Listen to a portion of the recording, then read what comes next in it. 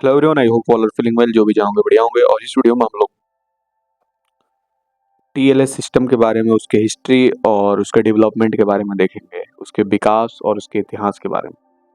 सबसे पहले बात करें तो TLS transport layer security protocol एक अन्य कई बुनियादी नेटवर्क सुरक्षा प्लेटफॉर्म के साथ अगस्त 1986 में राष्ट्रीय सुरक्षा एजेंसी, राष्ट्रीय मानक ब्यूरो, रक्षा संचार एजेंसी और 12 संचार और कंप्यूटर निगमों के बीच एक संयुक्त पहल के माध्यम से विकसित किया गया था, जिन्होंने सिक्योर डाटा नेटवर्क सिस्टम नामक एक विशेष परियोजना शुरू की थी। इस कार्यक्रम का वर्णन सितंबर 1987 में 10वें राष्ट्रीय कंप्यूटर सुरक्षा सम्मेलन में प्रकाशित पत्रों के एक व्यापक सेट में किया गया था।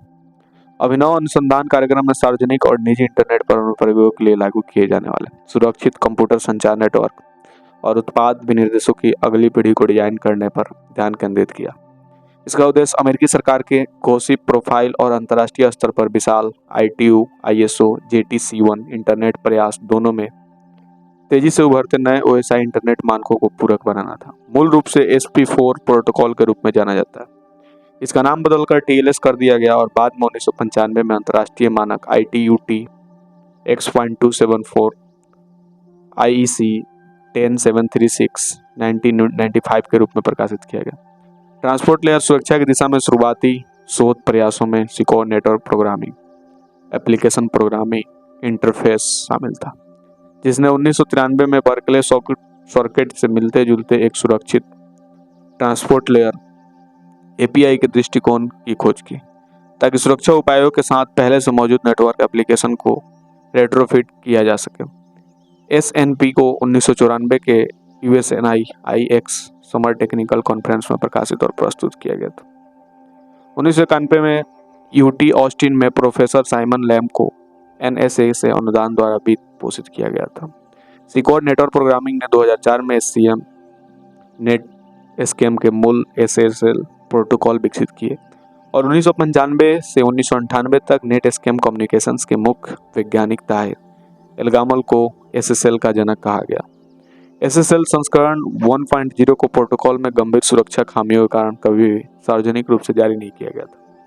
फरवरी 1995 में जारी होने के बाद संस्करण 2.0 में जल्दी कई सुरक्षा और प्रयोज्य खामियां पाई गई। इसने संदेश प्रमाणीकरण और एन्क्रिप्शन के लिए समान क्रिप्टोग्राफिक कुंजियों का उपयोग किया। इसका एक कमजोर MSC निर्माण था जो एक गुप्त उपसर्ग के साथ MD5 हैश फंक्शन का उपयोग करता था, जिससे लंबाई विस्तार हमलों के प्रति कमजोर हो जाता था। इसके अलावा SSL 2.0 में एकल सेवा और एक निश्चित डोमेन प्रमाण पत्र की बात कही गई थी, जो वेब सर्वरों में वर्चुअल होस्टिंग की व्यापक रूप से प्रयुक्त विशेषता के साथ विरोधाभासी था। इसलिए अधिकांश वेबसाइट SSL के उपयोग के रूप में प्रभावी रूप से वंचित थी। इन खामियों के कारण प्रोटोकॉल को SSL संस्करण 3.0 में पूरी तरह से फिर से डिजाइन करना आवश्यक हो गया। 1996 में जारी इस पॉल कोचर ने नेट स्कैम इंजीनियरों फिल कॉर्टर और एलन फ्रियर के साथ मिलकर तैयार किया गया था, जिसमें शॉर्टी कम के क्रिस्टोफर एलन और टीम डायरेक्टर्स द्वारा संदर्भ कार्यान्वयन किया गया था। SSL TLS के नए संस्करण SSL 3.0 पर आधारित है। SSL 3.0 का 1996 का मसौदा एक ऐतिहासिक दस्तावेज के रूप में प्रकाशित किया गया था। TLS 1.0 को पहली बार जनवरी 1999 में RFC 2246 में SSL संस्करण 3.0 के अपग्रेड के रूप में परिभाषित किया गया था और इसे सर्टिकॉम के क्रिस्टोफर एलन और टीम DXers में लिखा गया था। जैसे कि RFC में कहा गया, इस प्रोटोकॉल और SSL 3.0 के बीच अंतर नाटकीय नहीं है, लेकिन ये TLS 1.0 और SSL 3.0 के बीच को अंतर को रोकने के लिए पर्याप्त महत्वपूर्ण है। टीम DXers के बाद में लिखा कि यह परिवर्तन और SSL से TLS में नाम बदलना माइक्रोसॉफ्ट के लिए एक चेहरा बनाने वाला इशारा था, ताकि ऐसा ना लगे कि IETF नेट स्कैम के प्रोटोकॉल पर सिर्फ रबर स्टंपिंग कर रहा है। PCI काउंसिलिंग ने सुझाव दिया कि संगठन 30 जून 2018 से पहले TLS 1.0 से TLS 1.1 या उच्च स्तर पर माइग्रेट करे। अक्टूबर 2018 में एप्पल, गूगल, माइक्रोसॉफ्ट और मोजिला ने संयुक्त रूप से घोषणा की कि वे मार्च 2020 में TLS 1.0 और 1.1 को हटा देंगे। मार्च 2021 में RFC 8996 में TLS 1.0 को औपचारिक रूप से हटा दिया गया। TLS 1.1 को अप्रैल 2006 में RFC 4346 में परिभाषित किया गया।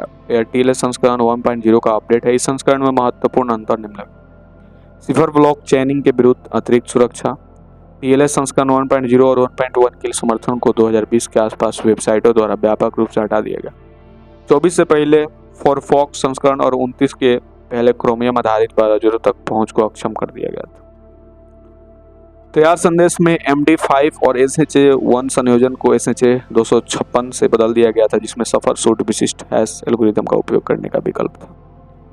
मार्च 2011 में RFC 6176 में सभी TLS संस्करणों को और अधिक परिष्कृत किया गया था, जिससे SSL के साथ उनकी पश्चिमी संगतता समाप्त हुई, जिसमें TLS सत्र कभी भी सिक्योर सॉकेट लेयर संस्करण 2.0 के उपयोग पर बातचीत नहीं कर पाए। वर्तमान में TLS 1.2 के अप्रचलित होने की कोई औपचारिक तिथि नहीं है। TLS 1.2 के विनिर्देशों को मानक ट्रैक दस्तावेज द्वारा पुनः परिभाषित किया गया ताकि यह यथासंभव सुरक्षित रखा जा सके। इसे अब एक फेलवर्क प्रोटोकॉल के रूप में जाना चाहिए। इसका मतलब केवल उन क्लाइंट के साथ बातचीत करना जो TLS 1.3 पर बात करने में असमर्थ हो।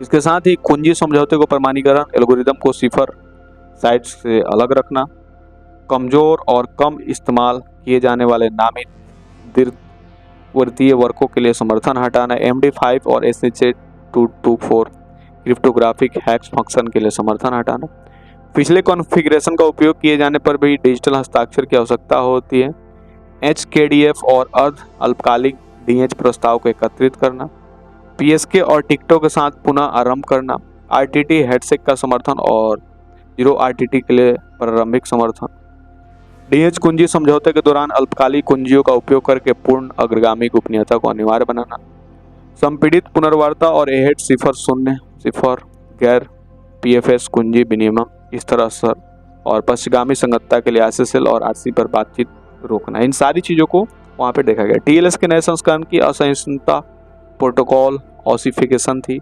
मिडिल बॉक्स ने प्रोटोकॉल के संस्करण पैरामीटर को ऑसिफाइड कर दिया था। नतीजतन संस्करण 1.0 संस्करण 1.2 की वायर इमेज की नकल करता है।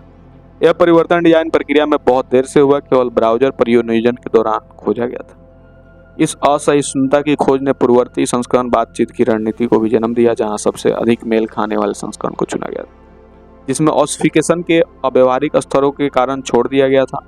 एक एक्सटेंशन बिंदु को ग्रीसिंग करना, जहां एक प्रोटोकॉल प्रतिभागी गैर मौजूद एक्सटेंशन के लिए समर्थन का दावा करता है, ताकि यह सुनिश्चित किया जा सके कि अपरिचित लेकिन वास्तव में मौजूद एक्सटेंशन को सहन किया जाए और इस तरह ऑसिफिकेशन का विरोध किया जाए। मूल रूप से TLS के लिए डिजाइन किया गया था, लेकिन इसे बाद में कहीं और अपना लिया गया था और सितंबर 2018 में लोकप्रिय ओपन SSL परियोजना में अपनी लाइब्रेरी का संस्करण 1.1 जारी किया गया, जिसमें TLS 1.3 के समर्थन मुक्त हुई। इलेक्ट्रॉनिक फ्रंटियर फाउंडेशन ने TLS 1.3 की प्रशंसा और variant protocol enterprise transport securities के बारे में चिंता व्यक्त की, जो जानबूझकर TLS 1.3 के महत्वपूर्ण सुरक्षा उपायों को सक्षम करता है। मूल रूप से एंटरप्राइजेज एक प्रकाशित मानक है जिसमें middle box security protocol port 3 enterprises transport securities के रूप में जाना जाता है। यह पूरी तरह से बैंकिंग सिस्टम जैसे मालिकाना नेटवर्क के भीतर उपयोग के लिए अभिप्रेत है। ETS फॉरवर्ड सीक्रेसी का समर्थन नहीं करता है, ताकि मालिकाना नेटवर्क से जुड़े तीसरे पक्ष के संगठनों को मेलवेयर का पता लगाने के लिए नेटवर्क ट्रैफिक की निगरानी करना और ऑडिट करना आसान बनाने के लिए अपनी निजी कुंजी का उपयोग करने में सक्षम बनाया जा सके। दावा किए गए लाभों के बावजूद EPF के चेतावनी दी गई कि फॉरवर्ड सीक्रेंसी के नुकसान के डाटा को उजागर करना आसान हो सकता है। साथ ही यह भी कहा गया कि ट्रैफिक का विश्लेषण करने के लिए बेहतरीन तरीके भी हैं। तो ये थे आपके development and history of TLS से रिलेटेड थोड़ी सी इन्फॉर्मेशन। आई होप आपको बढ़िया लगा हो। जल्दी मिलते हैं कोई नए वीडियो में, तब तक के लिए बाय बाय।